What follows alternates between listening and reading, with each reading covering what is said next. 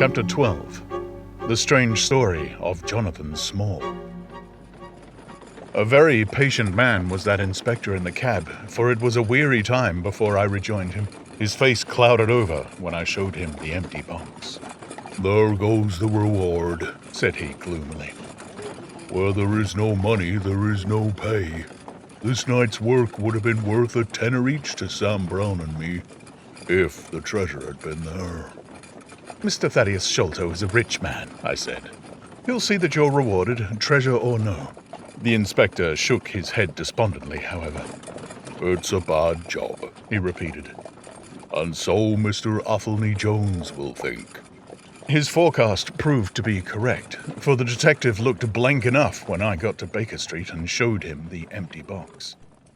They had only just arrived, Holmes, the prisoner, and he, for they had changed their plans so far as to report themselves at the station upon the way.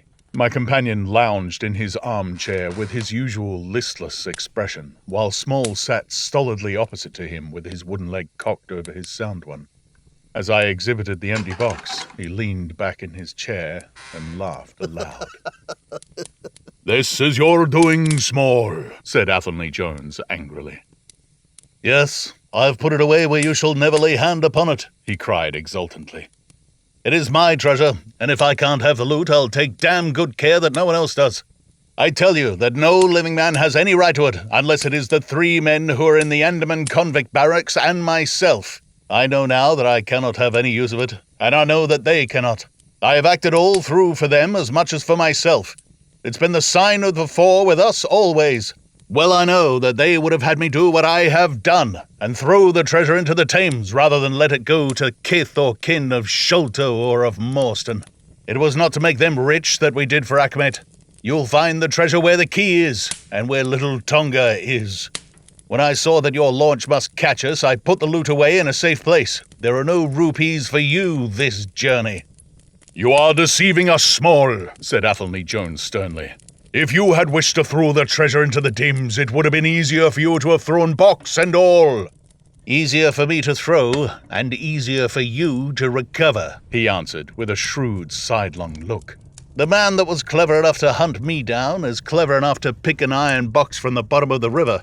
Now that they are scattered over 5 miles or so, it may be a harder job. It went to my heart to do it, though. I was half mad when you came up with us. However, there's no good grieving over it. I've had ups in my life and I've had downs, but I've learned not to cry over spilled milk." "This is a very serious matter, Small," said the detective. "If you had helped justice instead of thwarting it in this way, you would have had a better chance at your trial." "Justice!" snarled the ex-convict. "A pretty justice!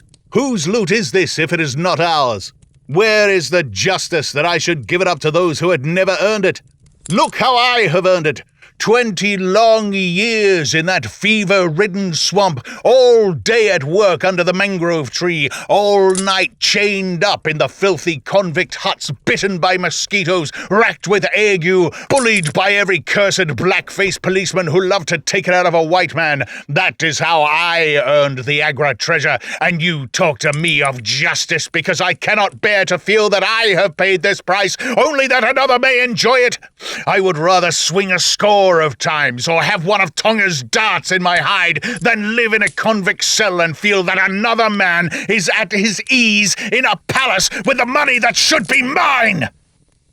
Small had dropped his mask of stoicism, and all this came out with a wild whirl of words while his eyes blazed and the handcuffs clanked together with the impassioned movements of his hands. I could understand, as I saw the fury and the passion of the man, that it was no groundless or unnatural terror which had possessed Major Sholto when he first learned that the injured convict was upon his track. "You forget that we know nothing of all this," said Holmes quietly. "We have not heard your story, and we cannot tell how far justice may originally have been on your side." "Well, sir, you have been very fair-spoken to me, though I can see that I have you to thank that I have these bracelets upon my wrists. Still, I bear no grudge for that. It is all fair and above board. If you want to hear my story, I have no wish to hold it back. What I say to you is God's truth, every word of it. Thank you. You can put the glass beside me here, and I'll put my lips to it if I'm dry. I am a Worcester man myself, born near Pershore. I dare say you would find a heap of Smalls living there now if you were to look. I have often thought of taking a look round there, but the truth is that I was never much of a credit to my family, and I doubt if they would be so very glad to see me. They were all steady, chapel-going folk, small farmers, well-known and respected over the countryside, while I was always a bit of a rover. At last, however, when I was about 18, I gave them no more trouble, for I got into a mess over a girl, and could only get out of it again by taking the Queen's shilling and joining the 3rd Buffs, which was just starting for India. I wasn't destined to do much soldiering, however. I had just got past the goose step and learned to handle my musket when I was fool enough to go swimming in the Ganges. Luckily for me, my company sergeant, John Holder, was in the water at the same time, and he was one of the finest swimmers in the service. A crocodile took me, just as I was halfway across, and nipped off my right leg as clean as a surgeon could have done it, just above the knee. What with the shock and the loss of blood, I fainted, and should have drowned if Holder had not caught hold of me and paddled for the bank. I was 5 months in hospital over it, and when at last I was able to limp out of it with this timber toe strapped to my stump, I found myself invalided out of the army and unfitted for any active occupation. I was, as you can imagine, pretty down on my luck at this time, for I was a useless cripple, though not yet in my 20th year. However, my misfortune soon proved to be a blessing in disguise. A man named Ablewhite, who had come out there as an indigo planter, wanted an overseer to look after his coolies and keep them up to their work. He happened to be a friend of our colonel's, who had taken an interest in me since the accident. To make a long story short, the colonel recommended me strongly for the post, and as the work was mostly to be done on horseback, my leg was no great obstacle, for I had enough knee left to keep good grip on the saddle. What I had to do was ride over the plantation to keep an eye on the men as they worked and to report the idlers. The pay was fair, and I had comfortable quarters. And although I was content to spend the remainder of my life in indigo planting, Mr. Ablewhite was a kind man, and he would often drop into my little shanty and smoke a pipe with me. For white folk out there feel their hearts warm to each other as they never do here at home. Well, I was never in luck's way long. Suddenly, without a note of warning, the Great Mutiny broke upon us. 1 month, India lay as still and peaceful to all appearance as Surrey or Kent. The next, there were 200,000 black devils let loose, and the country was a perfect hell. Of course, you know all about it, gentlemen, a deal more than I do, very like, since reading is not in my line. I only knew what I saw with my own eyes. Our plantation was at a place called Mutra, near the border of the northwest provinces. Night after night, the whole sky was alight with the burning bungalows, and day after day we had small companies of Europeans passing through our estate with their wives and children on their way to Agra, where were the nearest troops. Mr. Ablewhite was an obstinate man. He had it in his head that the affair had been exaggerated, and that it would blow over as suddenly as it had sprung up. There he sat, on his veranda, drinking whiskey pegs and smoking cheroots, while the country was in a blaze about him. Of course, we stuck by him, I and Dawson, who, with his wife, used to do the bookwork and the managing. Well, one fine day, the crash came. I had been away on a distant plantation and was riding slowly home in the evening when my eye fell upon something all huddled together at the bottom of a steep nullah. I rode down to see what it was, and the cold struck through my heart when I found it was Dawson's wife, all cut into ribbons and half-eaten by jackals and native dogs. A little further up the road, Dawson himself was lying on his face, quite dead, with an empty revolver in his hand and 4 sepoys lying across each other in front of him. I reined up my horse, wondering which way I should turn, but at that moment I saw thick smoke curling up from Ablewhite's bungalow and the flames beginning to burst through the roof. I knew then that I could do my employer no good, but would only throw my life away if I meddled in the matter. From where I stood, I could see hundreds of the black fiends with their red coats still on their backs, dancing and howling around the burning house. Some of them pointed at me, and a couple of bullets sang past my head, so I broke away across the paddy fields and found myself late at night safe within the walls at Agra. As it proved, however, there was no great safety there either. The whole country was up like a swarm of bees. Wherever the English could collect in little bands, they held just the ground that their guns commanded. Everywhere else, they were helpless fugitives. It was a fight of the millions against the hundreds, and the cruelest part of it was that these men that we fought against, foot, horse, and gunners, were our own picked troops, whom we had taught and trained, handling our own weapons and blowing our own bugle calls.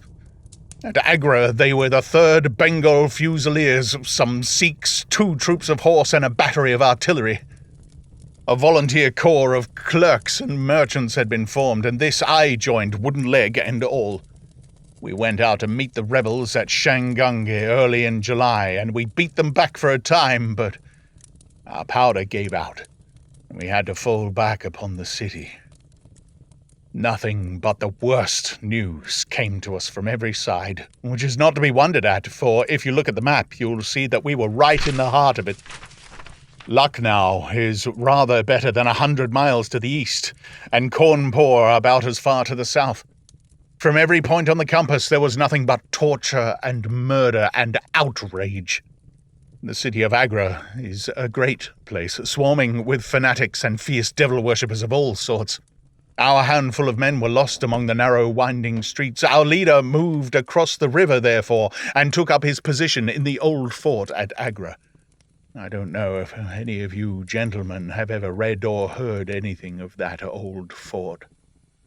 It is a very queer place, the queerest that ever I was in, and I have been in some rum corners, too. First of all, it is enormous in size. I should think that the enclosure must be acres and acres. There is a modern part which took all our garrison, women, children, stores, and everything else, with plenty of room over.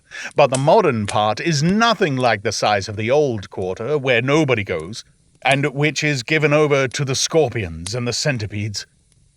It is all full of great deserted halls and winding passages and long corridors twisting in and out, so that it is easy enough for folk to get lost in. For this reason, it was seldom that anyone went into it, though now and again a party with torches might go exploring. The river washes along the front of the old fort and so protects it, but on the sides and behind there are many doors, and these had to be guarded, of course, in the old quarter as well as in that which was actually held by our troops. We were short-handed, with hardly men enough to man the angles of the building and to serve the guns. It was impossible for us, therefore, to station a strong guard at every one of the innumerable gates. What we did was to organize a central guardhouse in the middle of the fort, and to leave each gate under the charge of 1 white man and 2 or 3 natives. I was selected to take charge during certain hours of the night of a small isolated door upon the southwest side of the building. 2 Sikh troopers were placed under my command, and I was instructed, if anything went wrong, to fire my musket, when I might rely upon help coming at once from the central guard.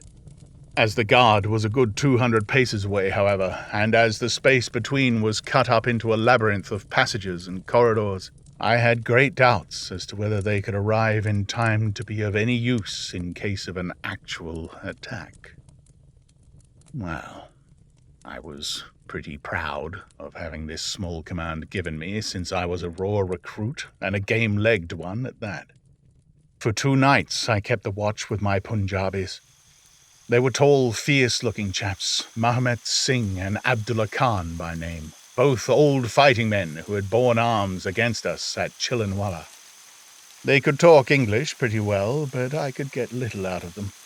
They preferred to stand together and jabber all night in their queer Sikh lingo. For myself, I used to stand outside the gateway, looking down on the broad winding river and on the twinkling lights of the great city. The beating of drums, the rattle of tom-toms, and the yells and the howls of the rebels, drunk with opium and with bang, were enough to remind us all night of our dangerous neighbors across the stream. Every 2 hours, the officer of the night used to come round to all the posts and make sure that all was well. The third night of my watch was dark and dirty, with a small driving rain.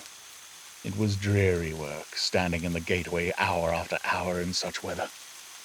I tried again and again to make my Sikhs talk, but without much success. At 2 a.m, the rounds passed and broke for a moment the weariness of the night. Finding that my companions would not be led into conversation, I took out my pipe and laid down my musket to strike the match.